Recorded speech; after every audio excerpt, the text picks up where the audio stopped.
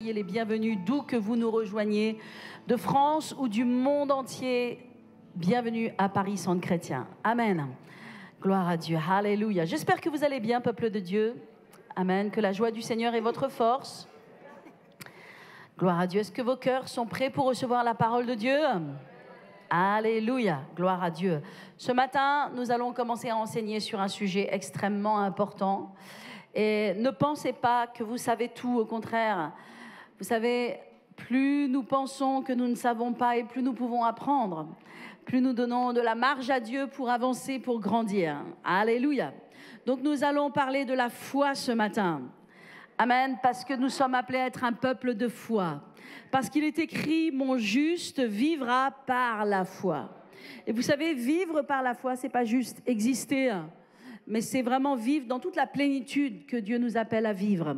Donc si vous voulez vivre dans la plénitude de Dieu, c'est-à-dire vivre dans les miracles, dans la grâce, voir des portes s'ouvrir devant vous, voir la faveur de Dieu et vivre tel que Dieu nous appelle à vivre, il va falloir de la foi. Donc tu donnes un petit coup de coude maintenant à ton voisin et tu lui dis, tu as besoin de grandir dans la foi.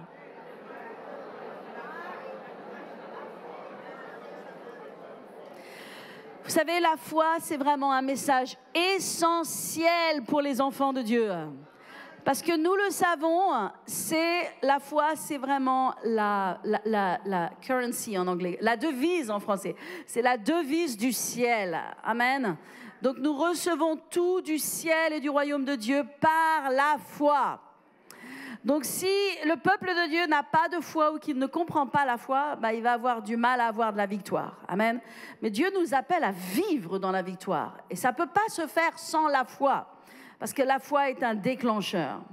Et même si ce n'est pas mon message, je vais quand même faire une petite parenthèse ce matin dans Marc 11, 23, que vous connaissez tous, c'est un passage incontournable pour les enfants de Dieu, amen, où Jésus répond aux disciples et il leur dit « Ayez foi en Dieu ». Pourquoi est-ce que Jésus répond aux disciples? Parce qu'il s'avère qu'il a maudit un figuier, juste avec ses paroles en fait, et puis le lendemain, le figuier était sec. Et les disciples se posaient la question « Mais comment c'est possible que tu arrives à faire cela ? Comment tu as fait ça? Par quelle puissance? Comment c'est possible ?» Et Jésus a répondu, je ne vais pas vous donner une ruse, je ne vais pas vous donner une tactique, il n'y a pas de tactique dans cela, simplement ayez foi en Dieu. Et il va dire dans Marc 11, 23, il dit, je vous le dis, si quelqu'un dit à cette montagne.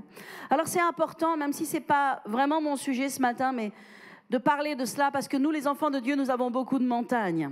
Et dans la vie, globalement, il y a de nombreuses montagnes. Et les montagnes qui sont des blocages, des oppositions sur notre chemin, nous y faisons tous face. La Bible dit qu'il pleut sur le juste et sur l'injuste. N'est-ce pas? Ça veut dire que tous ceux qui vivent sur la terre sont confrontés à des obstacles, à des montagnes, et quel que soit le nom de cette montagne. Jésus dit, si quelqu'un dit à cette montagne, ôte-toi de là et jette-toi dans la mer, s'il ne doute pas en son cœur, mais croit que ce qu'il dit arrive, il le verra s'accomplir. Alors je ne vais pas entrer dans ce passage-là parce qu'il y a beaucoup à dire, n'est-ce pas? Mais simplement, rappelez-vous d'une chose, il y a des montagnes, et ces montagnes dans nos vies, que ce soit des montagnes de finances, de problèmes financiers, des montagnes de problèmes familiaux, la santé, tous les noms qui puissent exister sur cette terre et qui viennent s'opposer à nous, eh bien ces montagnes, elles peuvent être jetées dans la mer par la foi en Dieu. Pas la foi en n'importe quoi, pas la foi dans un système ou la foi dans une méthode, mais par la foi en Dieu et donc en la parole de Dieu. Amen. Parce que Dieu et sa parole sont un. Donc Dieu, vous le transportez dans votre cœur, amen, parce que vous êtes sauvés et que maintenant l'Esprit de Dieu est dans votre cœur. Et partout où vous allez sur la terre, amen, vous allez à la maison, vous allez au travail, où que vous alliez, vous transportez Dieu avec vous. Amen. Mais vous transportez Dieu aussi lorsque vous transportez votre Bible avec vous. Parce que Dieu, c'est la parole de Dieu. Alléluia. Donc Dieu est avec nous sur la terre. Amen. Et il nous dit, ayez foi en Dieu. Alors, ce matin, je veux entrer dans mon message et je veux vraiment que vous puissiez recevoir le maximum de ce que vous avez besoin de recevoir. Peut-être certains diront, oui, mais la foi, je connais. Oui, mais la foi, c'est un message, on connaît. Vous savez, c'est important de revenir aux bases. Amen. Parce que les bases, ce sont les fondements. Et plus tes fondements sont solides, plus tu vas pouvoir construire haut. D'ailleurs, si on doit rajouter des étages à une construction, on va retourner dans les fondements, dans les fondations de la maison, des fondations de l'immeuble que l'on veut construire, puis on va renforcer les fondations parce qu'on a besoin de construire un étage de plus. Alors, si tu as besoin de monter dans un nouveau niveau avec Dieu, amen, tu as besoin de retourner aux bases et de consolider les bases. Et les bases de la parole de Dieu, c'est la foi. Alléluia. Et nous avons besoin de devenir un peuple de foi. Amen. Alléluia. Alors ce matin, je ne veux pas vous enseigner juste sur la foi, mais je vais vous enseigner sur l'esprit de foi. Parce que la foi, c'est une chose, mais nous devons avoir l'esprit de foi. Eh bien, l'esprit de foi, c'est quelque chose, c'est une mentalité, c'est une façon de vivre, c'est quelque chose qui vient sur nous, que l'on connaît la différence entre des gens qui ont l'esprit de foi ou des gens qui n'ont pas l'esprit de foi. Amen. Et justement, à cet effet, j'aimerais que nous regardions dans 2 Corinthiens. Vous avez besoin de prendre ce passage qui est tout simple, mais qui est assez fondamental. Dans 2 Corinthiens 4, 13, l'apôtre Paul dit comme cela, « Comme nous avons le même esprit de foi, amen, comme nous avons le même esprit de foi, qui est exprimé dans cette parole de l'Écriture, « J'ai cru, c'est pourquoi j'ai parlé. Nous aussi, nous croyons, c'est pour cela que nous parlons. » Alors, ce que je veux que vous voyez dans ce verset, c'est que Paul est en train de dire « car nous avons le même esprit de foi ». Et il est en train de parler aux Corinthiens, et il dit aux Corinthiens « nous avons le même esprit est sur nous ». Donc, il est parlé d'un esprit qui est sur nous. Amen. Il est parlé de quelque chose, et cet esprit, c'est un esprit de foi. Amen. Et bien, de la même façon, nous avons besoin d'être revêtus de l'esprit de foi. Alléluia. Et Dieu veut mettre sur toi un esprit de foi. Alors voyez-vous, dans la Bible, des gens se sont distingués comme ayant un esprit de foi sur eux. Et en fait, ils étaient différents de la foule. Et ils étaient différents de la majorité des gens. Et si vous regardez David, le jeune David, eh bien très jeune, il a manifesté l'esprit de foi. Et cet esprit de foi qui s'est manifesté dans le secret, lorsqu'il faisait face à l'ours, lorsqu'il faisait face au lion, lorsqu'il faisait face aux ennemis qui venaient attaquer les brebis de son père, David, il manifestait l'esprit de foi. Et l'esprit de foi se levait en lui et allait contre le lion et contre l'ours. Et il le déchirait. Il n'avait pas peur, mais il savait confronter les ennemis qui l'attaquaient. Nous aussi, nous sommes attaqués par des ennemis. Nous aussi, nous faisons face à de l'intimidation. Amen. Et l'esprit de foi doit se lever en nous. Et l'esprit de foi était tellement fort sur David qu'à l'âge de 17 ans, eh bien, il était déjà très expérimenté dans l'esprit de foi. Et lorsque Goliath s'est levé entre ces deux armées pour maudire Israël, eh bien, ce n'était pas un problème pour David, mais c'était une révélation pour le roi. C'était une révélation pour les armées qui étaient là. Mais pour David, ça faisait longtemps qu'il avait cultivé en lui l'esprit de foi. Et lorsqu'il a vu Goliath se lever, il n'a pas eu peur de Goliath. Et il a parlé à propos de Goliath, de ce que Dieu allait faire. Alléluia. Il a ouvert sa bouche et il a parlé. Et vous savez, l'esprit de foi, c'est quelque chose que l'on entend. Amen. Et que l'on voit. Ce n'est pas quelque chose que l'on peut garder secret. Lorsque les gens ont sur eux un esprit de foi, ils parlent différemment. Ils agissent différemment. Ils se positionnent différemment. Amen. Donc comprenez l'importance pour nous d'avoir et de cultiver et de maintenir l'esprit de foi dans notre vie et dans toutes nos circonstances. Savoir que Dieu va le faire. Savoir même que Dieu l'a déjà fait. Alléluia. Savoir que Dieu est au contrôle de toutes choses. Ça va nous éviter beaucoup de larmes. Ça va nous éviter de perdre beaucoup de temps. Ça va nous éviter de nous plaindre à notre mari, à notre femme, à nos amis, à nos proches. Ça va nous éviter d'avoir sur nous un esprit d'échec, un esprit de défaite, un esprit de lamentation. Non, Dieu ne nous appelle pas à cela. Alléluia. Dieu nous appelle à nous lever dans l'esprit de foi. La Bible dit que le soir viennent les pleurs, et ça peut arriver les pleurs, mais le matin vient la joie. Alléluia, le matin vient la joie. Et si tu mets un genou à terre dans ta vie et que quelque part tu te sens blessé, tu te sens attaqué ou vaincu dans un domaine de ta vie et c'est comme si tu mets un genou à terre, bah tu peux pleurer le soir, mais le matin vient la joie, le matin vient la foi, le matin l'Esprit de Dieu se lève, le matin l'Esprit de foi se lève et se relève sur toi. Alléluia. Est-ce que je parle à quelqu'un ce matin? Josué et Caleb avaient aussi l'esprit de foi et ils se sont distingués. Et l'esprit de foi va distinguer. Les gens vont se distinguer. Amen. Et ils se sont distingués parmi les 12 espions, donc les 10 autres espions.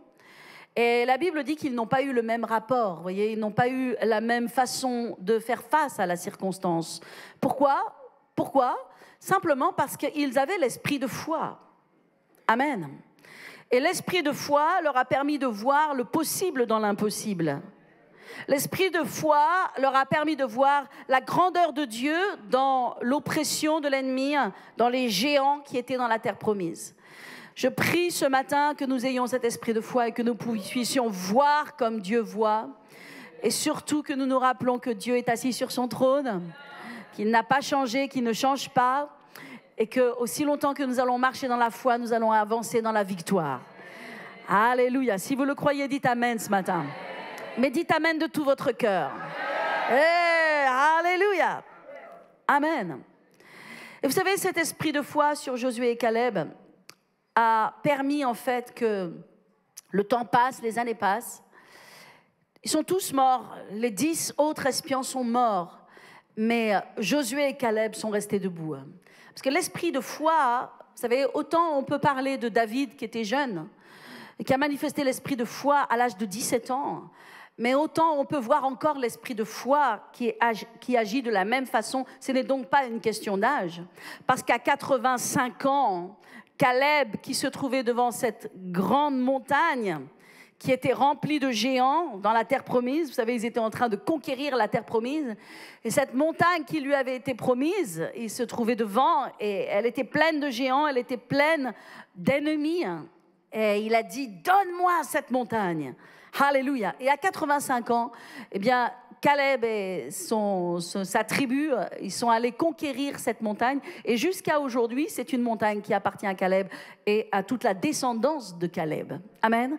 Donc, l'esprit de foi n'est pas une question d'âge. L'esprit de foi, techniquement, te gardera jeune. L'esprit de foi te rendra jeune, même à 85 ans. Alors, tu seras encore jeune. Tandis que les gens qui n'ont pas l'esprit de foi seront déjà partis. Ils seront déjà partis parce qu'ils auront parlé comme le monde, agi comme le monde. Ils seront voulu faire partie des statistiques. Tandis que l'esprit de foi te garde jeune, te garde en bonne santé, te garde plein de rêves et plein de passions. Alléluia! Et tu demandes à Dieu une autre montagne. Seigneur, donne-moi une autre montagne. Alléluia, j'ai pas fini ma vie, j'ai pas fini mon histoire, j'ai pas fini ma destinée. Et j'aimerais te dire, Dieu n'en a pas terminé avec toi. Alléluia. Dieu, ta destinée n'est pas terminée. Dieu n'a pas terminé avec ton histoire. Dieu n'a pas terminé avec ta destinée. Alors ranime l'esprit de foi ce matin. Alléluia, parce que Dieu a encore de grandes choses pour toi. Alléluia. Alors l'esprit de foi, mes amis, s'ancre dans notre identité. Et c'est très important de comprendre notre identité. Alléluia. Parce que si tu ne connais pas ton identité, tu ne peux pas avoir l'esprit de foi. Alléluia. Il y a beaucoup de gens qui ne connaissent pas leur identité. Il y a beaucoup de gens qui n'ont pas d'identité.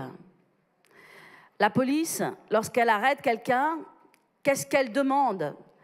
Elle demande, montrez-moi votre identité, que je sache qui vous êtes. Amen. Alors, j'ai une carte d'identité ici. Je l'ai empruntée à Louis. J'ai dit, donne-moi ta carte d'identité ce matin. Parce que si quelqu'un t'arrête, il va vouloir savoir qui tu es. Et il va trouver sur ton identité, en fait, qu'il y a un nom, qu'il y a un prénom, qu'il y a une date de naissance, n'est-ce pas? Un lieu de naissance. Même sur la carte d'identité, vous pouvez connaître la taille de la personne, la couleur des yeux de la personne. C'est son identité. Nous, les enfants de Dieu, nous devons connaître notre identité.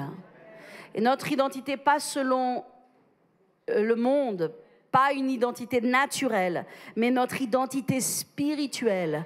Parce que si dans ton identité spirituelle, tu ne sais pas qui tu es en Jésus-Christ, parce que notre identité est fondée sur Jésus-Christ. Elle n'est pas fondée sur nos propres forces. Elle n'est pas fondée sur nos qualités, nos dons. Notre identité est entièrement fondée sur la personne de Jésus-Christ. Elle est entièrement fondée sur l'œuvre de Jésus-Christ. Il y a quelque chose dans la Bible qui s'appelle l'identification. L'importance de s'identifier à Christ. Parce que si je m'identifie à moi-même, eh bien moi-même, je ne vais jamais accomplir un miracle dans ma vie. Je ne vais jamais réussir à déplacer une montagne dans ma vie. Je ne vais jamais réussir à aller au-delà de mes propres forces et de mes compétences. Mais si je m'identifie à Dieu, si je m'identifie à Christ, alors ce n'est plus moi qui vis, c'est Christ qui vit en moi. Et plus grand est celui qui est en moi que celui qui est dans le monde. Et ce que Christ a fait, je peux le faire. Ce que Christ est, je le suis. Alléluia. Gloire à Dieu. Alléluia. L'importance de connaître notre identité en Christ. Alléluia. Amen.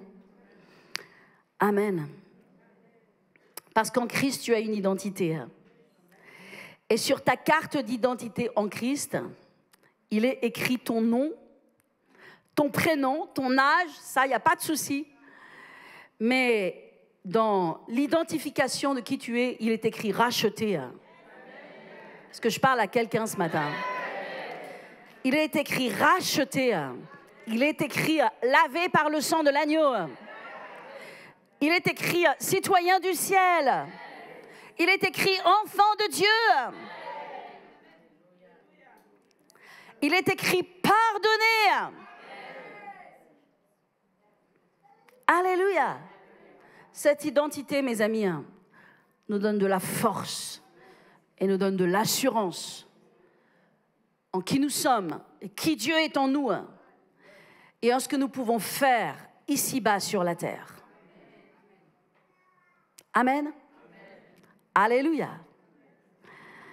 Gloire à Dieu. Tu peux bouger une montagne si tu connais ton identité. Parce que tu peux avoir foi en Dieu. Mais tu ne peux pas bouger une montagne si tu ne connais pas ton identité. Alléluia. C'est seulement si tu connais ton identité que tu peux bouger des montagnes. Parce que ton identité en Christ te donne de l'autorité. Il y a un frère qui est venu me voir, qui m'a dit que l'ennemi l'attaquait. Il m'a parlé de certaines choses personnelles que l'ennemi est en train de faire ou cherche à faire dans sa vie. Et je lui ai dit, frère, vous devez savoir qui vous êtes en Jésus-Christ. Parce que quoi que l'ennemi fasse, ce qu'il a besoin de voir et de savoir, c'est que tu sais qui tu es. Parce que si tu ne sais pas qui tu es, il va te balader. Parce que si tu ne sais pas qui tu es, il va jouer avec toi. Et à partir du moment où l'esprit de peur entre en toi, c'est fini. Il a pris le contrôle sur ta vie maintenant. L'identité de Christ et qui tu es maintenant, c'est noyé sous l'esprit de peur. Donc techniquement, la Bible dit qu'à l'ennemi, Dieu nous a dit ce que nous devons faire avec l'ennemi. Il a dit résiste. Résistez-lui avec une foi ferme. Il est écrit que l'ennemi, s'il vient contre toi, s'il t'attaque, tu résisteras à l'ennemi et il fuira loin de toi. Puis la Bible nous dit clairement que nous avons un bouclier qui arrête tous les traits enflammés du malin. Et ce bouclier s'appelle la foi. Ce bouclier ne s'appelle pas la prière. Ce bouclier s'appelle la foi. Ça n'empêche pas que tu vas prier. Mais si tu pries sans foi, tu perds ton temps. Parce que le bouclier qui arrête tous les traits enflammés du malin, c'est la foi. Amen. Alors j'ai besoin de foi. Et je ne peux pas avoir de foi si je ne connais pas la parole de Dieu. Je ne peux pas avoir de foi si je ne connais pas mon identité. Et mon identité, elle m'est révélée dans la parole de Dieu. Alléluia. C'est pourquoi l'Église, le corps de Christ, a besoin d'être fondé sur la parole de Dieu. Amen. Et nous ne sommes pas là en tant que chrétiens pour entendre des messages fancy, des messages un peu à la mode ou des messages un peu fantaisistes ou des messages qui changent un peu de l'ordinaire. Non, on est là pour recevoir la parole de Dieu et je peux vous assurer, la parole de Dieu ne change pas et elle ne doit pas changer. Par contre, elle doit nous changer. Amen. Et la parole de Dieu doit nous être prêchée jusqu'à ce que nous soyons changés, jusqu'à ce que nous changions notre façon de marcher, nous changions notre façon de parler, nous changions notre façon de voir, jusqu'à ce que nous soyons enracinés dans notre identité, jusqu'à ce que nous soyons capables de pointer l'ennemi du doigt et de lui ordonner de fuir, jusqu'à ce que nous soyons capables de parler à nos émotions qui nous plombent, jusqu'à ce que nous soyons capables de dominer nos peurs, les peurs qui viennent sur nous, jusqu'à ce que nous soyons capables. La parole de Dieu doit être prêchée. Alléluia. Elle ne doit pas changer et elle ne change pas. Et d'ailleurs, Dieu a dit dans sa parole, il a dit que personne ne peut toucher même un iota de sa parole. Assurons-nous que tout ce que nous entendons vient de la parole de Dieu. Parce qu'aujourd'hui, dans le monde dans lequel nous sommes, eh bien, nous entendons beaucoup de choses sur les réseaux sociaux, que sont YouTube et autres. Et tout ce que nous entendons ne vient pas automatiquement de la parole de Dieu, même si dedans il y a des Amen et des Alléluia. C'est pourquoi vous avez besoin d'être fidèle dans votre église, d'être enraciné là où Dieu vous a placé. Amen. De ne pas écouter des choses de droite, de gauche. Amen. Mais de grandir continuellement dans la foi. Je vous ai dit depuis il y a 2 semaines que l'Église, le corps de Christ, l'Église, nous, les enfants de Dieu, nous devons continuellement grandir dans la foi et grandir aussi dans la puissance, dans la connaissance du Saint-Esprit. Ces 2 choses, il y en a d'autres, mais ces 2 choses sont vraiment essentielles. Nous devons travailler à grandir dans la foi et nous devons travailler à grandir dans la puissance, dans la connaissance de la puissance du Saint-Esprit. Amen. Donc ça, c'est très important pour nos vies. Alléluia. De sorte que nous ayons l'esprit de foi. Nous avons des montagnes à déplacer, non? Est-ce que tu as des montagnes à déplacer? Demande à ton voisin, est-ce que tu as une montagne à déplacer? Dis-moi. Combien d'entre vous, vous avez une montagne? Combien d'entre vous, vous avez 2 montagnes? Combien d'entre vous, vous avez 3 montagnes? Ayez foi en Dieu. Alléluia. Ayez foi en Dieu. Amen. Alléluia. Plus vous allez être établis sur la parole de Dieu, plus vous allez être fondés sur la parole de Dieu, plus vous allez avoir de puissance dans votre vie chrétienne. Amen. Alléluia. Alors ce matin, on va parler un peu de la rédemption. N'est-ce pas? Parce que la rédemption, c'est important. Et c'est le titre de ce message. C'est le titre que le Saint-Esprit m'a donné. Mais je suis racheté de quoi au juste? Vous savez, quand on parle de la rédemption, les gens parfois nous regardent un petit peu avec des yeux interrogatifs. Ils se posent la question, la rédemption, vous avez dit la rédemption. C'est quoi la rédemption? C'est le rachat. Ah, ok. C'est quoi le rachat? Bah, t'as été racheté. Ah d'accord, j'ai été racheté. Mais j'ai été racheté de quoi? Est-ce que ça parle à quelqu'un ce que je dis? Parfois c'est un peu obscur. C'est pour ça qu'on a besoin de la parole de Dieu qui nous éclaire. Amen. Regardez, j'ai une montre. Ok? Viens là, Louis. Cette montre, bon, bah, ouais, c'est ma montre. Bon, disons que je vois pas trop la valeur, m'intéresse pas trop. Eh ben, cette montre, bah tiens, je te la laisse. Je te la donne. Peut-être, j'aurais peut-être une petite compensation pour cette montre. T'as quelque chose dans ta poche, ok? Ok, 5 €. Ok. J'ai 5 €. Qu'est-ce qu'elle est importante, cette montre? Elle n'est pas importante pour moi, d'accord? Mais peut-être que j'ai fait une erreur. Peut-être qu'elle avait de la valeur quand même, cette montre. Mais je ne l'ai plus, cette montre. Je l'ai vendue. Puis je l'ai vendue pour 5 €. Franchement, je pense que je n'ai pas fait une bonne affaire, là. J'aurais pu mieux faire, quand même. Hein. Peut-être que j'y suis allée un peu trop vite. J'aurais dû réfléchir. Hein. Bon, je vais aller la racheter. Je vais aller la récupérer, ma montre. Non, je crois que je l'aime, ma montre. Elle est importante, ma montre. Ok. Louis, tu as ma montre? Tu as toujours ma montre? Ah, tu as toujours ma montre. Est-ce que je peux te la racheter? Combien? Est-ce que je peux? C'est quoi le prix? Combien? Je peux la récupérer maintenant? Je peux la récupérer gratuitement? Gratuitement? Ah non, je peux pas gratuitement. Combien il faut que je paye? 100 €. Maintenant, pour que je récupère ma montre, il faut que je donne 100 €. Merci, lui. Tu peux pas le garder. Hein.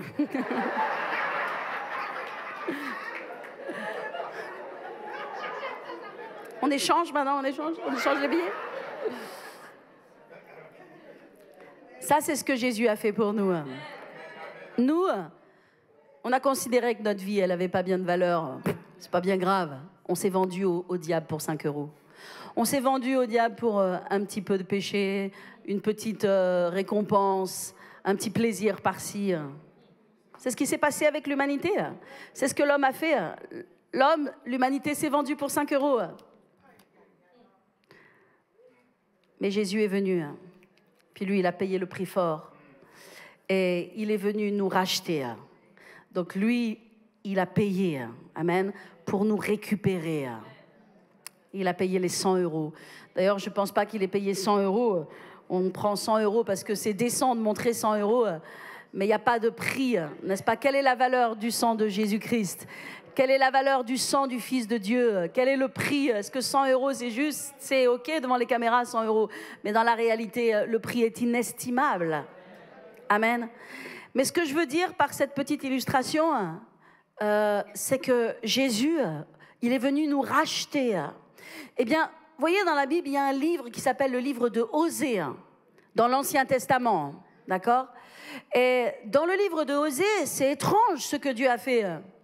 Parce qu'il a pris un prophète, un homme de Dieu, et il lui a dit, va au marché aux esclaves, va épouser une femme, une prostituée, va l'épouser. Et en fait, quand vous lisez le livre de Osée, vous vous rendez compte que cet homme de Dieu, ça représente Christ. Et puis, cette femme qui se vend en prostitution, qui est sur un marché aux esclaves, on peut dire comme cela, cette femme, c'est l'humanité qui s'est vendue, qui est devenue esclave de Satan, esclave du péché. Amen. Et Dieu a envoyé son prophète de la même façon que Dieu a envoyé Jésus pour racheter cette femme. Et il rachète cette femme dans le livre de Osée et il en fait son épouse. Est-ce que je parle à quelqu'un ce matin? Il l'épouse, il lui met une alliance au doigt. Il lui redonne sa dignité. Amen. Il l'épouse et il lui donne des enfants, une famille et une vie. Et c'est ce que Christ a fait pour nous. Amen. C'est la puissance du rachat, de la rédemption. J'ai été racheté. Tu as été racheté. Christ est venu nous racheter. Alors, en tant que rachetés, nous devons avoir une vie bien différente de celle du monde. Nous devons avoir une vie de victoire bien différente que les gens qui ne connaissent pas Christ. C'est pourquoi nous avons besoin de comprendre la puissance de la rédemption. Alléluia, dis à ton voisin, je suis racheté.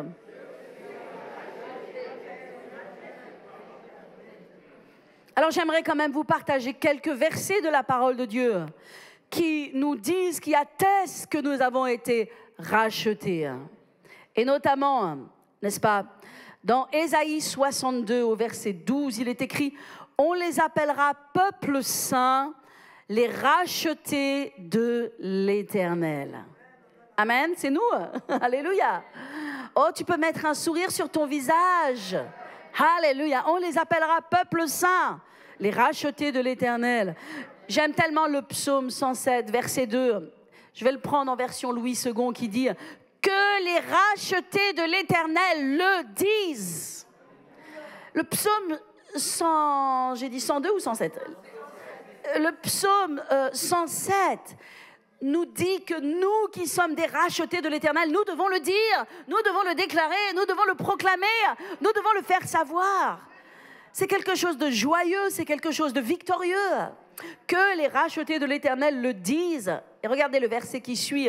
Ceux qu'il a délivrés de la main de l'ennemi. Oh, je ne vous entends pas ce matin.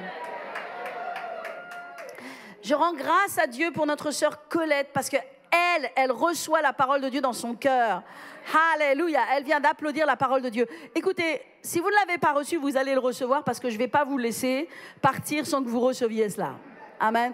Que les rachetés de l'Éternel le disent, ceux qu'il a délivrés de la main de l'ennemi. Alléluia. Wouh! Moi, ça me ferait facilement lever, sauter et danser. Ceux qu'il a délivrés de la main de l'ennemi. Qui est-ce que sont ceux?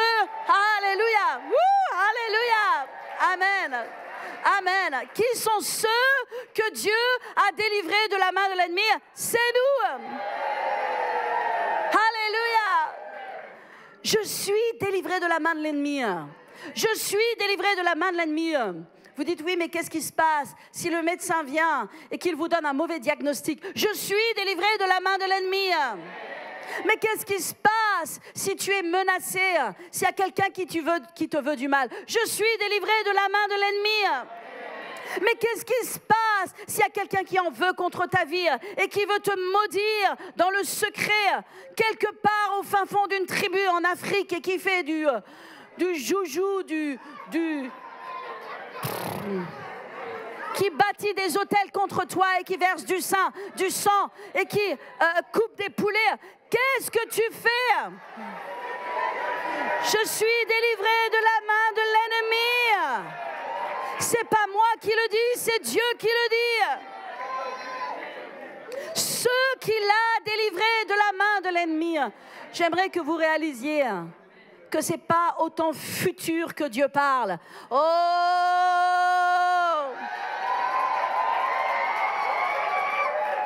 C'est pas au temps futur que Dieu parle. C'est pas au présent que Dieu parle. C'est au passé parce qu'il l'a déjà fait et que c'est déjà accompli. Ceux qu'il a délivrés. Il n'est pas en train de dire que nous sommes ceux qu'il est en train de délivrer ou ceux qu'il va délivrer. Il nous a délivrés. Nous sommes déjà délivrés de la main de l'ennemi. Nous sommes délivrés de ce que l'ennemi veut faire contre nous. Nous sommes délivrés. Alléluia.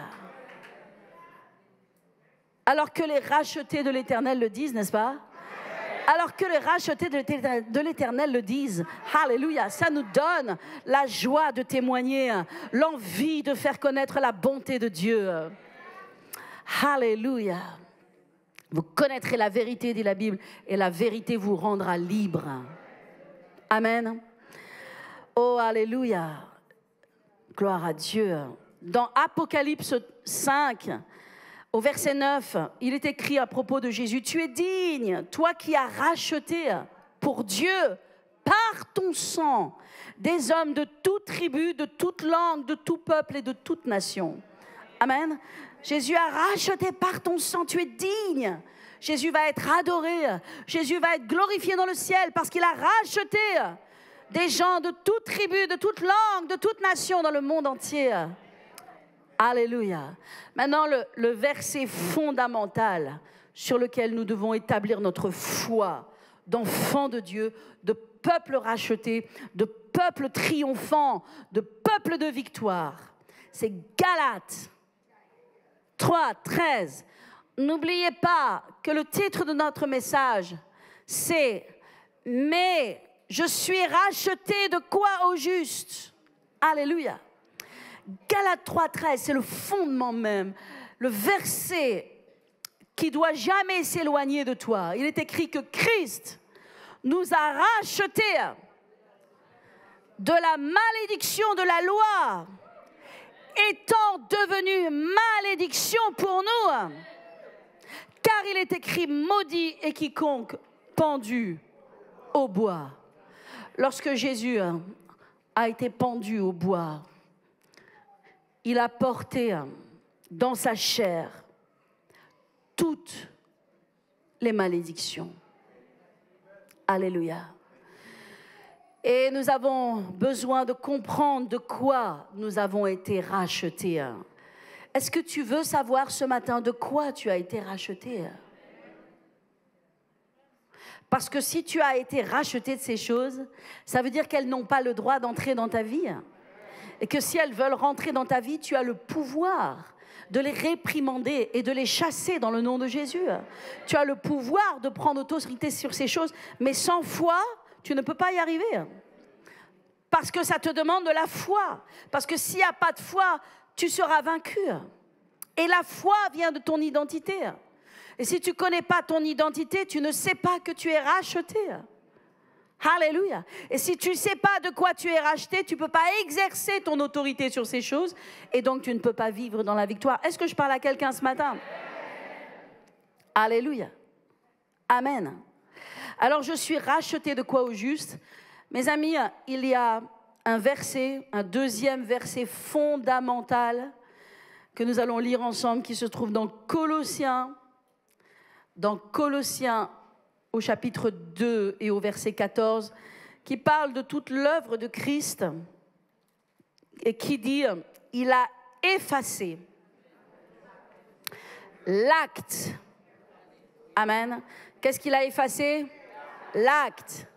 Dont les quoi? Les ordonnances nous condamnaient et qui subsistaient contre nous. Et il l'a détruit en le clouant à la croix. Wouh! La question est, mes amis, de quel acte s'agit-il? Quel est l'acte qui nous condamnait? Toutes les religions vivent dans la condamnation. La semaine dernière, enfin la dernière fois où je prêchais, j'ai prêché sur être libéré de la culpabilité, de la condamnation. Amen. Et tellement de gens sont venus me voir et m'ont dit, pasteur, j'ai tellement pleuré, j'ai tellement reçu dans ce message, j'ai tellement été libéré par ce message. La parole de Dieu ne vient pas nous lier, elle vient nous libérer. L'Esprit de Dieu ne vient pas nous condamner, il vient nous justifier, nous fortifier, nous rendre libres. Toutes toutes les religions sont fondées sur la condamnation. Et toutes les religions sont fondées sur le légalisme. Qu'est-ce que le légalisme? C'est un ensemble de lois. C'est un ensemble d'ordonnances. C'est un ensemble de préceptes qu'il faut obéir au doigt et à l'œil si éventuellement nous pouvons peut-être espérer être agréés par Dieu et être sauvés. Aucune religion ne promet le salut hors de l'application de lois et de règles. Et toutes les religions, c'est pourquoi le christianisme n'est pas une religion. Le christianisme n'est pas une religion, parce que toutes les religions exigent de toi, dans l'hindouisme, dans les religions asiatiques, vous devez offrir des choses. Les gens viennent avec crainte, ils viennent offrir à leur Dieu des choses pour être acceptés, pour être protégés. Dans l'animisme, c'est la même chose. Dans le judaïsme, qui a été le fondement et la base sur laquelle Dieu a bâti, n'est-ce pas, pour que nous entrions dans la révélation, justement, de la liberté que nous avons en Jésus-Christ. Mais dans le judaïsme, bien sûr, et nous allons en parler, dans l'islam, évidemment, dans toutes les religions, c'est un ensemble de lois. Personne n'a l'assurance du salut, personne ne peut dire, et même dans le catholicisme, personne ne peut dire qu'il est sauvé. Demandez à un catholique s'il pense qu'il est sauvé. Il n'a aucune assurance de son salut. Il n'est pas sûr d'être sauvé. Ce sera en fonction de ses œuvres. C'est en cela que le christianisme est révolutionnaire. C'est en cela que nous détenons le plus beau livre au monde, que nous détenons la plus grande parole. Alléluia. Que nous détenons la plus belle révélation. Et que nous devons être le peuple le plus joyeux, le plus reconnaissant, le plus rempli de gratitude, le plus victorieux. Alléluia. Parce que l'acte dont les ordonnances nous condamnaient et qui subsistait contre nous, c'est la loi. Et la loi a été donnée dans le Pentateuque. Et la loi a été donnée donc dans les 5 premiers livres de la Bible, mais plus et davantage dans, bien sûr, le Lévitique et le Deutéronome. Par Moïse, Dieu a donné la loi. Mais qu'est-ce qu'il est dit à propos de la loi? Il est dit clairement, et c'est l'apôtre Jacques qui le dit très clairement, il est écrit dans Jacques 2,10, prenez la référence, que quiconque observe toute la loi mais pêche contre un seul commandement de la loi devient coupable envers tous. En d'autres termes, si tu essayes par tes propres forces d'accomplir la loi et que tu te disciplines pour plaire à Dieu et avec toute ta force, tu essaies de plaire à Dieu et de ne transgresser aucun des commandements, le jour où tu en transgresseras un, et tu en transgresseras un, et quand tu es né, même déjà quand tu es né, même à 3 ans de vie, tu avais déjà transgressé les commandements de Dieu, n'est-ce pas? Et tu les transgresseras, les commandements de Dieu. Eh bien, si tu vis sous la loi, comme toutes les autres religions vivent sous la loi, tu seras coupable de transgression envers tous les commandements. En d'autres termes, tu ne peux jamais y arriver. Et c'est pourquoi Christ est venu. Et on va relire, alléluia, Colossiens 2,4. On va relire ensemble. Merci de me le redonner, ce Colossiens 2,14, pardon. Il a effacé l'acte dont les ordonnances nous condamnaient. Vous savez ce que ça veut dire, les ordonnances? Les règles, les prescriptions, les lois. Amen. Et qui subsistaient contre nous, et il l'a détruit en le clouant à la croix. Donc lorsque Jésus était à la croix, il y a quelque chose que vous ne pouviez pas voir avec vos propres yeux, mais qui se passait dans le monde spirituel. Jésus, à la croix, non seulement était cloué, mais cloué sur la croix était toute la loi et toutes les ordonnances que nous devions accomplir pour être sauvés. Il les a pris en lui-même dans sa chair. Il les a portés pour nous. Alléluia. Maintenant, j'aimerais que vous tourniez avec moi dans Deutéronome 28, si vous êtes toujours avec moi. Est-ce que vous êtes toujours avec moi d'abord? Dans Deutéronome 28, et nous allons voir les bénédictions et les malédictions. Si vous y êtes, dites Amen. Ben, vous y êtes plus vite que moi. It's coming. Deutéronome 28. Si vous regardez verset 1, il est écrit « Si tu obéis à la voix de l'Éternel ton Dieu, en observant et en mettant en pratique tous ces commandements que je te prescris aujourd'hui, donc en fait tous les commandements que Moïse a prescrits dans la loi, rappelez-vous qu'il a donné aussi les 10 commandements, et que le premier des 10 commandements, c'est que tu aimeras l'Éternel ton Dieu de quoi? De tout ton cœur et encore de quoi? De toute ton âme et encore de quoi? Et encore de toute ta force et encore de quoi? Et de toute ta pensée. Ok, est-ce qu'il y a une personne ici qui est capable d'accomplir ce commandement? Tu aimeras l'Éternel, ton Dieu, de tout ton cœur, de toute ta force, de toute ton âme et de toute ta pensée. Est-ce que déjà nous pouvons accomplir le premier commandement? Non. Donc déjà nous sommes coupables envers la loi. Alléluia. Alors, Deutéronome 28, c'est ça. C'est cet acte dont il est parlé. Si tu obéis à la loi de l'Éternel, ton Dieu, en observant et en mettant en pratique tous ces commandements que je prescris, voici les bénédictions qui seront ton partage. Voici les bénédictions qui vont venir sur toi. Et maintenant, il y a la liste des bénédictions. Et ça, c'est super, les bénédictions. Seulement, pour avoir ces bénédictions, il faut obéir à toutes les lois et à tous les préceptes. Waouh! Alors déjà, c'est tout de suite moins drôle, hein? Parce que dans les bénédictions, tu vois, tu seras béni dans la ville, tu seras béni dans les champs, le fruit de tes entrailles sera béni, tu seras béni à ton arrivée, tu seras béni à ton départ. L'Éternel ordonnera la bénédiction avec toi dans tes greniers. Amen. On dit, waouh, ça c'est super, hein? C'est tout ce qu'on veut, hein? Vous êtes toujours avec moi? Peut-être je vais un peu trop vite. Ok, dans la bénédiction de la loi, c'est tout ce qu'on veut. Parce que qu'est-ce qu'il est écrit? Tu seras béni dans la ville, dans le champ. Le fruit de tes entrailles, le fruit de ton sol, de ton bétail, c'est-à-dire de ton travail, tout sera béni. Tes greniers te seront bénis, tu auras des réserves et de l'abondance. Tu seras béni dans la ville, tu seras béni dans les champs. Tu seras béni à ton départ, tu seras béni à ton arrivée, tu seras protégé. Amen. Ok, il y a toutes les bénédictions. L'Éternel te comblera de bien. Il multipliera le fruit de tes entrailles. L'Éternel t'ouvrira son bon trésor, le ciel, pour t'envoyer la pluie en son temps, pour bénir tout ton travail de tes mains. Tu prêteras à beaucoup et tu n'emprunteras à personne. Alléluia. Gloire à Dieu. Wow. C'est bon ça. Vous pouvez lire toutes les bénédictions, je n'ai pas le temps. Amen. Mais c'est ce que nous voulons. Seulement, pour les avoir, nous devons obéir à toute la loi. Alors maintenant, on va passer à la partie qui est un peu plus difficile, c'est les malédictions. Vous êtes toujours avec moi?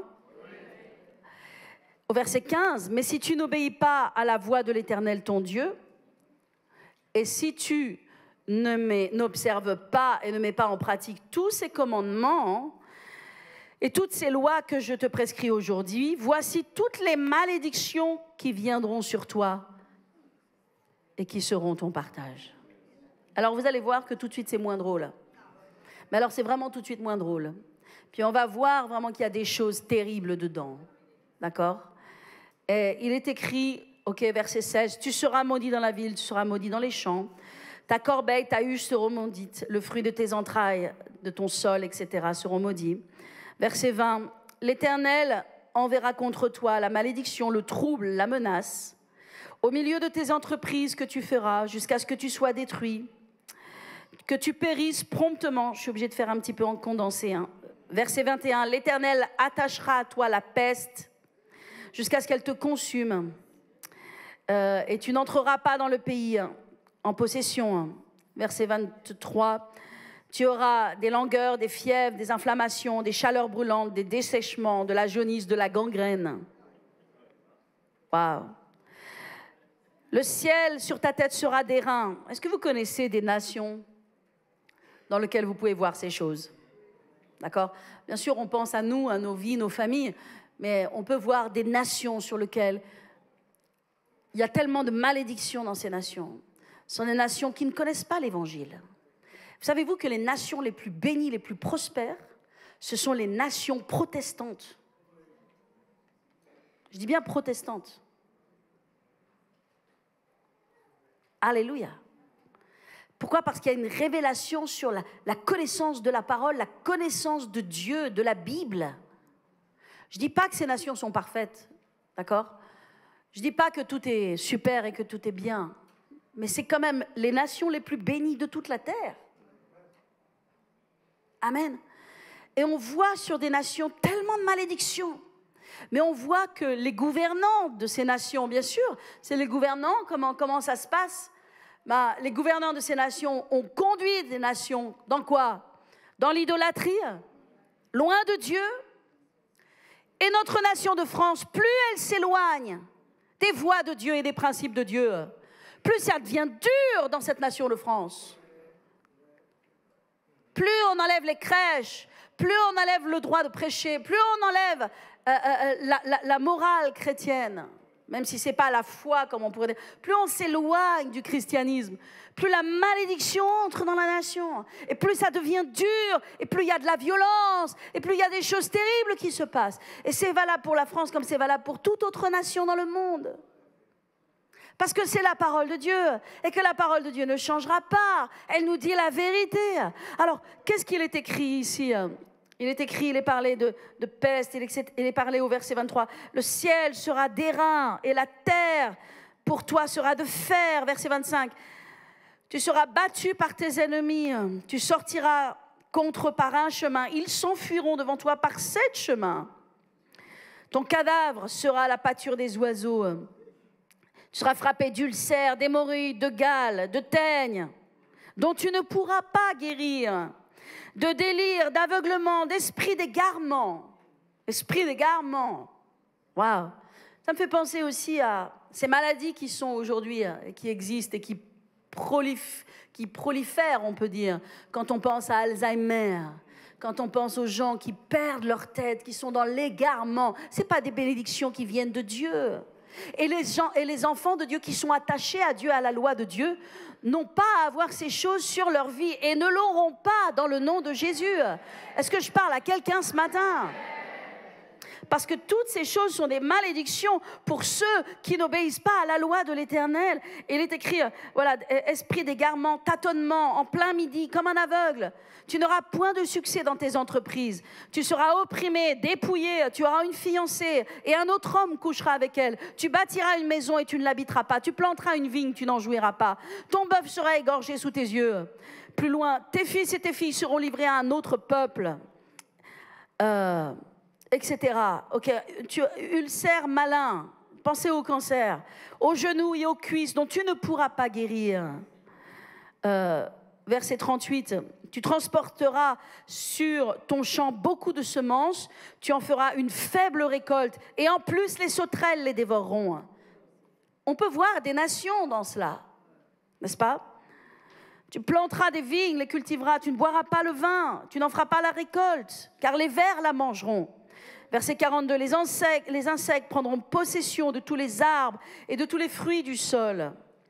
Et plus loin, le peuple, un autre peuple sera à la tête et toi tu seras à la queue. Toutes ces malédictions viendront sur toi.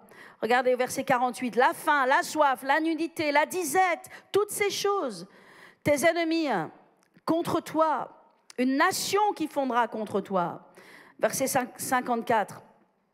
Mangera le fruit de tes troupeaux.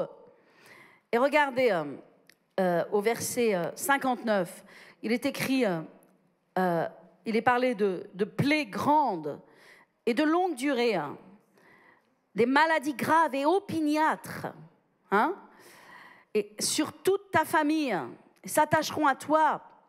Et au verset 61, toutes sortes de maladies, de plaies, qui ne sont même pas mentionnées dans le livre de la loi. Et toutes ces choses sont des malédictions de la loi. La Bible dit que Jésus, dans Galates 3, nous a rachetés. Tout le monde dit le mot racheter. J'aimerais que ça descende dans votre esprit ce matin. Jésus nous a rachetés. Jésus nous a rachetés. De quoi il nous a rachetés? De toute cette liste de fléaux et de malédictions. Jésus nous a rachetés de la malédiction de la loi, étant devenue malédiction pour nous. Donc il nous a rachetés de quoi? Louis, viens. Il nous a rachetés de quoi? Est-ce que vous voulez retourner dans Deutéronome 28? Il est écrit, il nous a rachetés du trouble, de la menace, de la défaite de nos entreprises, de la peste, de langueur, de fièvre, d'inflammation, de chaleur brûlante, de dessèchement, de jaunisse, de gangrène, d'un ciel d'airain, d'une terre de fer, d'être battus de nos ennemis. Il nous a rachetés de quoi? De nous enfuir par un chemin et d'avoir des gens qui nous poursuivent par ce chemin. Il nous a rachetés de quoi? D'ulcères, d'hémorroïdes, de gales, de teignes, de fièvre, de délire, d'aveuglement, d'esprit d'égarement, de tâtonnement. Il nous a rachetés de quoi? De ne pas avoir de succès dans nos entreprises. Il nous a rachetés de quoi? D'être opprimés, dépouillés, d'avoir une fiancée, que quelqu'un nous vole. Il nous a rachetés de quoi? Qu'on nous prenne notre maison, qu'on nous prenne notre vin, nos vignes, notre bœuf, notre bénédiction, notre prospérité. Il nous a rachetés de quoi? Il nous a rachetés de ce qu'on nous vole, notre fruit et tout ce que nous avons, d'avoir des faibles récoltes et que nos récoltes soient dévorées par des sauterelles. Il nous a rachetés de quoi? Il nous a rachetés de ce que les insectes viennent nous dévorer. Il nous a rachetés de la faim, de la soif, de la nudité, de la disette.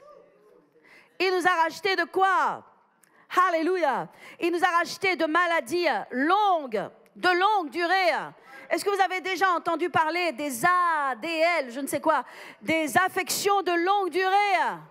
Lorsque quelqu'un a du diabète, ils appellent ça une affection de longue durée. Lorsque quelqu'un a un cancer, ils appellent ça une affection de longue durée. Amen. Il est écrit qu'il nous a rachetés de plaies et de maladies de longue durée.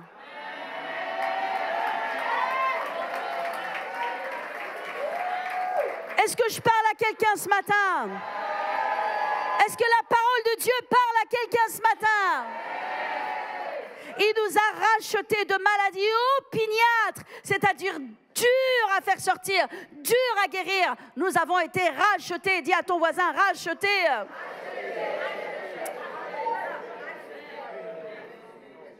Et il nous a en plus rachetés de toutes plaies qui ne sont même pas mentionnées, qui ne peuvent même pas être mentionnées dans le livre de la loi.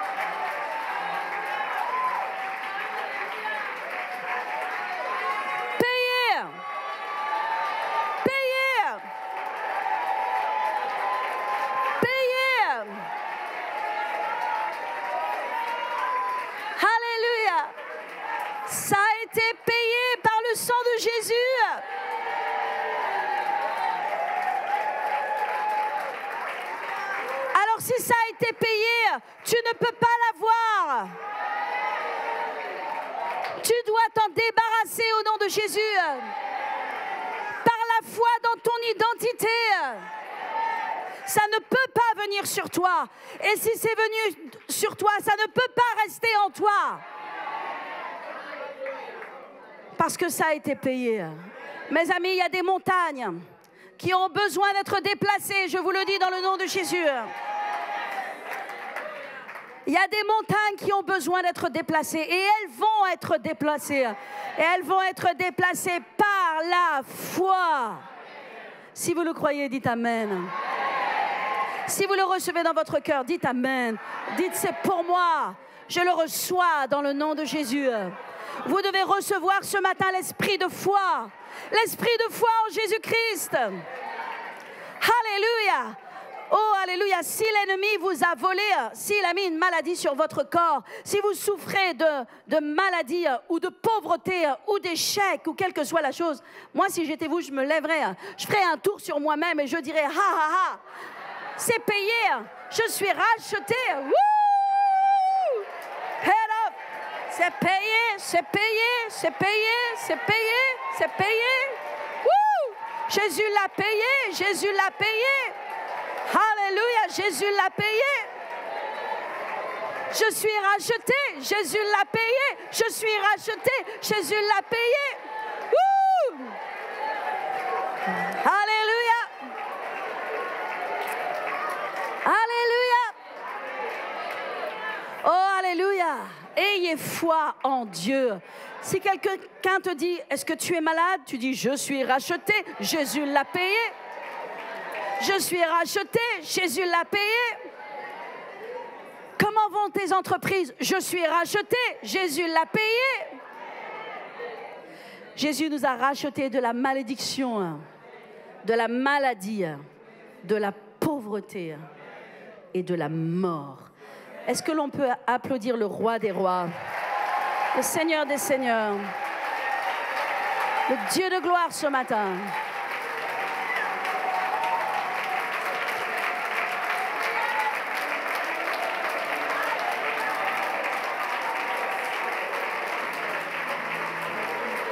Thank you, Jesus.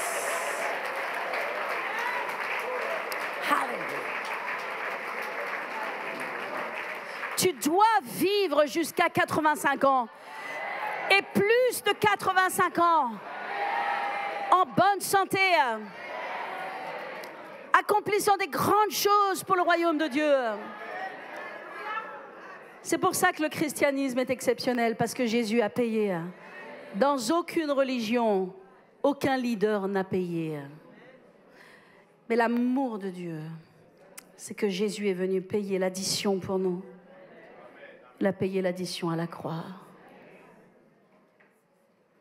Merci Seigneur. Alléluia. Élevons nos mains vers le ciel et donnons-lui la gloire. Thank you Jesus. Merci Père. Alléluia. Plus de paroles, plus de foi. Plus de foi, plus d'identité. Plus d'identité, plus de victoire. Thank you, Jesus. À toi la gloire, Père. Nous bénissons ton nom. Nous te remercions, Père Céleste. Vous dites peut-être ce matin, Pasteur, priez pour moi. Priez pour moi afin que j'aie l'esprit de foi. Je veux avoir l'esprit de foi. J'aimerais prier pour vous, les amis. Combien d'entre vous aimeriez que je prie pour vous? J'aimerais prier pour vous, mais je ne le peux pas. Parce que l'esprit de foi ne se transmet pas par imposition des mains. Il se reçoit par révélation. Ça ne sert à rien de prier pour quelqu'un. Vous ne pouvez pas prier pour que quelqu'un ait la foi. L'esprit de foi se reçoit par la parole de Dieu. Vous entendrez la parole de Dieu et la parole de Dieu vous rendra libre. Alléluia. Donc personne ne peut prier pour que quelqu'un ait plus de foi, ou personne ne peut imposer les mains pour que quelqu'un ait plus de foi. J'aimerais le faire, mais ça ne servirait à rien. La foi et l'esprit de foi, c'est quelque chose qui s'attrape.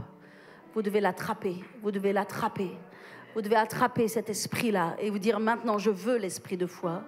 Comme l'apôtre Paul a dit, le premier verset que je vous ai partagé, comme l'apôtre Paul a dit aux Corinthiens, et comme nous avons le même esprit de foi. L'esprit de foi est un esprit qui s'attrape, qui se reçoit par la parole de Dieu. Père éternel, nous voulons, Père, être une église de foi. Nous voulons grandir dans la foi. Nous voulons grandir dans la révélation de ta parole, Père. Parce que nous voulons être les champions que tu nous as appelés à être. Nous voulons être régénérés, renouvelés de l'intérieur pour être différents à l'extérieur. Et nous te remercions de ce que ta parole nous transforme ce matin et de ce que nous sommes plus que vainqueurs. Et je te remercie, Seigneur, pour beaucoup de victoires qui arrivent, beaucoup de témoignages, beaucoup de montagnes qui vont disparaître, beaucoup de montagnes qui vont être jetées dans la mer.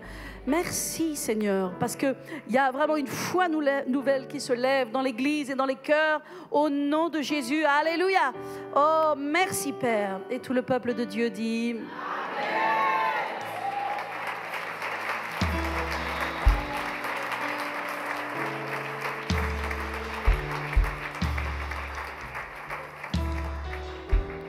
Si vous êtes ici ce matin et que vous avez entendu cette parole et que vous dites, moi, je ne connais pas Jésus personnellement. Ce Dieu dont vous parlez, ce n'est pas mon ami encore. Ce n'est pas quelqu'un qui est dans mon cœur. Ce n'est pas quelqu'un qui est dans ma vie. Mais je veux connaître Dieu. Je veux vivre avec Dieu. Je veux de cette vie dans ma vie. Si vous posez cette question, si vous répondez oui à ce que je viens de dire, vous avez raison. Et je vous encourage. Vous avez besoin de Jésus et pas demain, aujourd'hui. Simplement là où vous êtes. Je vais vous demander de fermer vos yeux maintenant. Et toutes les personnes qui nous suivent par Internet, je vais vous demander aussi de fermer vos yeux. Là où vous êtes. Et de vous mettre devant Dieu. Parce que Jésus vous aime. Et tout ce qu'il a fait, il l'a accompli pour vous. Mais vous ne pouvez le recevoir que si Jésus entre dans votre vie. Sinon, toutes ces bénédictions... elles sont à l'extérieur, mais elles doivent venir à l'intérieur, elles doivent entrer en vous et faire partie de vous. Mais vous devez recevoir Jésus comme Seigneur et Sauveur. Alors simplement là où vous êtes, je vais vous demander de répéter ces simples paroles derrière moi. Dites, Seigneur Jésus, je viens à toi aujourd'hui. Je t'ouvre mon cœur et je t'ouvre ma vie. Entre dans mon cœur. Je fais de toi maintenant mon Dieu, mon Sauveur et mon Seigneur.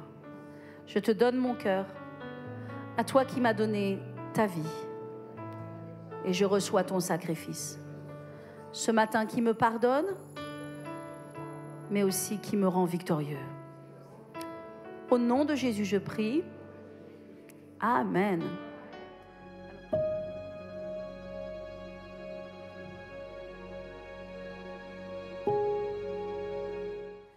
On va bénir le Seigneur avec nos dîmes et nos offrandes.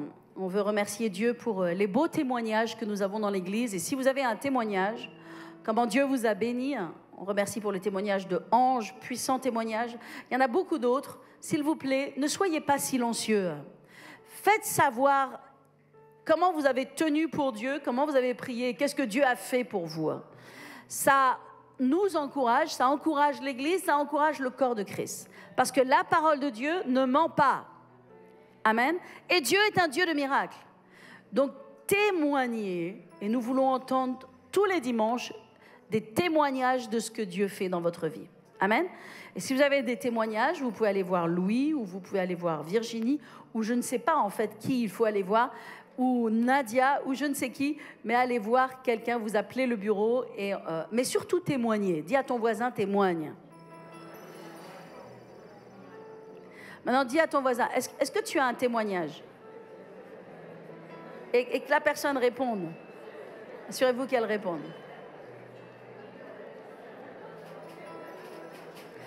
Partage ton témoignage.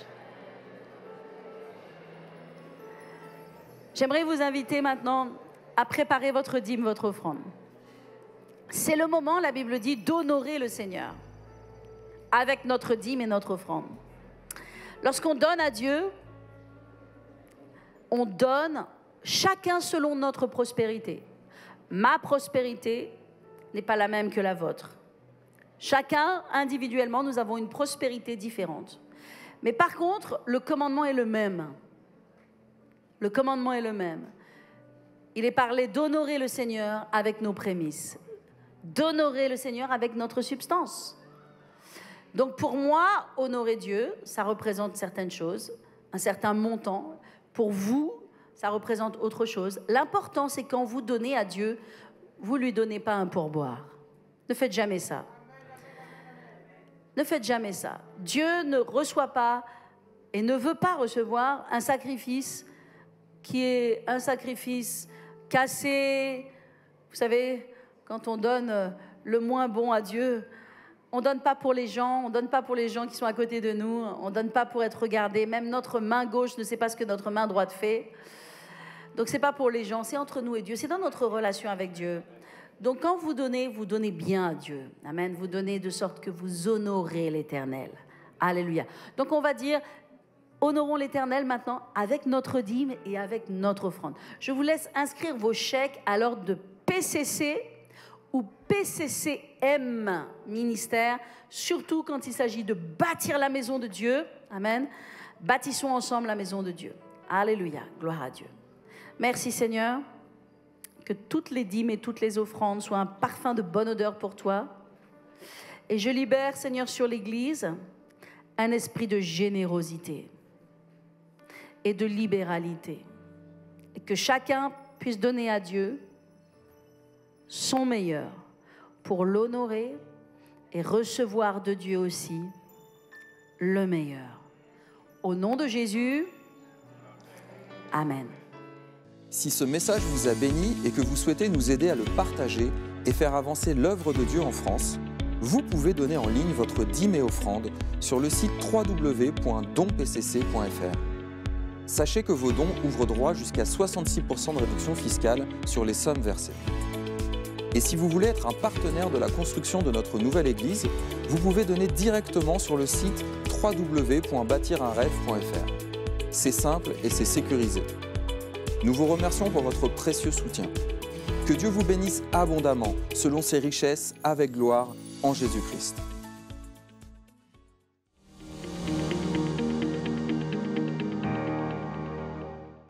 Bonjour à tous, j'espère que vous allez bien ce matin. Nous, on est très contents d'être là. Bonjour Jonathan, comment tu vas?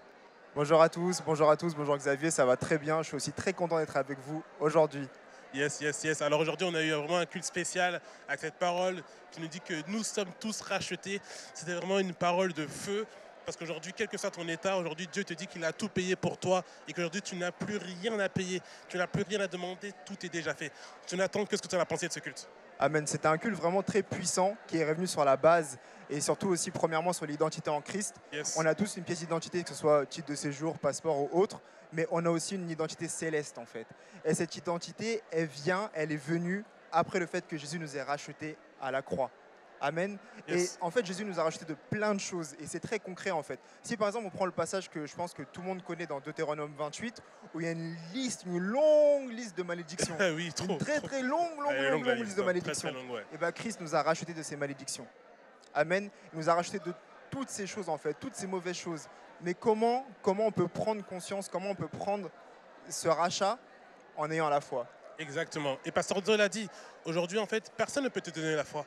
C'est à toi-même d'aller chercher ta propre foi et de croire en fait que Jésus a tout fait pour toi. Parce que comme Jonathan l'a dit, tu as une pièce d'identité. Aujourd'hui, si tu donnes ta vie à Christ, si tu as déjà donné ta vie à Christ, ton identité en fait, a été changée. Parce que maintenant, aujourd'hui, tu es sous la coupe du Père, tu es sous la coupe de Jésus.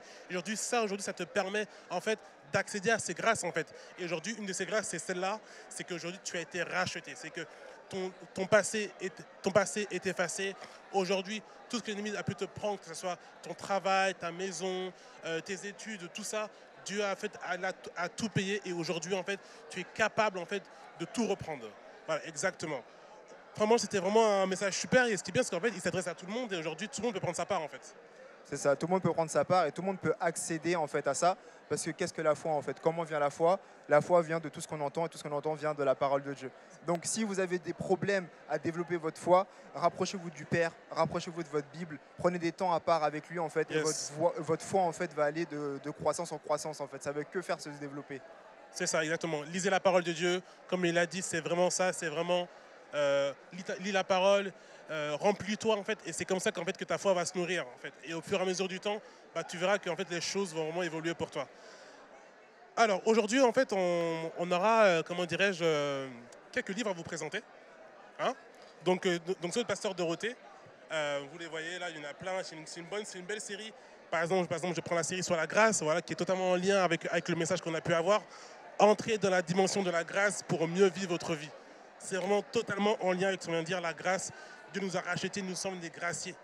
Dieu nous a rachetés. Et à partir de là, il y a plein d'autres livres que vous pourrez voir sur le site de Parole de Foi Édition, tout simplement. Vous pourrez du coup aussi y accéder à travers l'application, donc PCC. Aussi, en fait, je vais vous faire aussi quelques annonces. Donc, dès le samedi 22 octobre, nous avons une évangélisation avec le pasteur Casto. Oui, vous vous rappelez du pasteur Casto, il était venu il y a quelques temps nous bénir et vraiment nous montrer que l'évangélisation, c'était vraiment simple, en fait, que ce n'était pas compliqué. Et aujourd'hui, en fait, on se retrouve le samedi 22 octobre à 14h à Châtelet, rue Rivoli. Donc, si vous êtes disponible, venez à Châtelet, rue Rivoli à 14h. On a aussi, du coup, le dimanche 23 octobre, une collecte, en fait, c'est le Parasoman. Donc aujourd'hui, si vous ne savez pas ce que c'est que le Parasoman, c'est simplement en fait un département de l'Église qui nous permet en fait d'aider les personnes qui sont dans le besoin. Et aujourd'hui, en fait, il y aura une liste qui sera bientôt disponible sur l'application où vous pouvez apporter des conserves, des choses, des denrées en fait non périssables que nous pourrons du coup mettre à disposition de ces personnes-là. On aura aussi du coup une grande nouvelle, un ami de la famille qui sera là. Du coup, c'est le prophète, Yes, le prophète Bernard Blessing qui sera là du coup le vendredi 28 et le dimanche 30 octobre. Ça sera vraiment un séminaire sur 2 jours. Voilà, ne manquez pas ces jours, venez. Voilà, il sera vraiment là pour nous bénir. Ça sera vraiment un week-end prophétique. Et enfin, n'oubliez pas de télécharger l'application si ce n'est déjà fait, c'est très simple. Vous allez sur App Store ou sur Google Store. Vous tapez Paris Centre Chrétien et dessus vous aurez toutes les actualités, vous aurez toutes les infos. Vous pouvez aussi nous suivre sur nos réseaux sociaux, donc Facebook, Instagram, YouTube, TikTok aussi. Voilà, donc n'hésitez pas à nous suivre, c'est très important. On va terminer tous ensemble et du coup Jonathan, je vais te demander de prier pour terminer. Yes, amen. Seigneur Père, vraiment, je prie vraiment que toutes les personnes qui nous regardent actuellement vraiment soient bénies par ta parole, Seigneur Père. Je prie que tu les fortifies, Seigneur Père, que tu augmentes leur foi, Seigneur Père, et vraiment qu'ils puissent prendre conscience vraiment de leur identité en toi, Seigneur Père. Ce n'est pas une identité du monde, mais c'est une identité céleste, Seigneur Père. Et je sais, Seigneur Père, qu'à partir du moment où ils prendront pleine conscience de cette identité, Seigneur Père, plus rien ne pourra les résister, Seigneur Père. Je prie que tu les bénisses, Seigneur Père. Je prie leur famille, Seigneur Père. Je prie vraiment pour eux, pour leurs conjoints, Seigneur Père, pour les jeunes et pour les moins jeunes, Seigneur Père. Je les remets tous entre tes mains, Seigneur Père, dans le puissant nom de Jésus-Christ de Nazareth. Amen. Amen. On se dit du coup à dimanche prochain. Soyez bénis, que Dieu vous bénisse. Soyez bénis dimanche prochain. Ciao. Allez, ciao.